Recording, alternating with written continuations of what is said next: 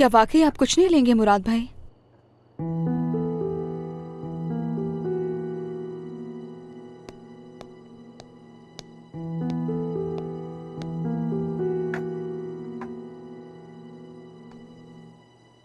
मुराद भाई,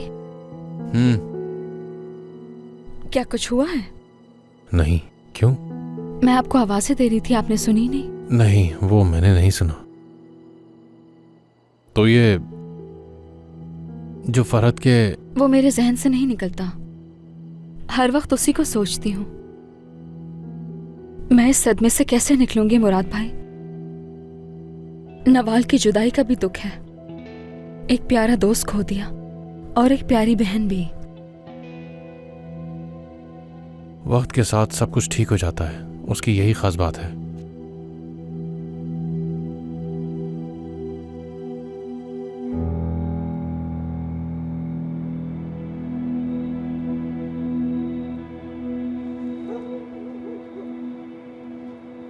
क्या तुमने देखा? हाँ देखा। कोई विश मांगी तुमने? मैंने तो मांगी है। मैंने भी मांगी। क्या मांगा तुमने? नहीं बताऊंगी, बता दिया तो पूरी नहीं होगी। हम दोनों तो एक दूसरे से कुछ नहीं छुपाते, क्योंकि हम दोनों बहनें हैं, इसलिए बता दो मुझे। ठीक है, ये मांगा कि मेरा अपना घर हो। यतीम खाना भी तो हमारा घर जैसा ही है। नहीं नवाल, इस तरह नहीं।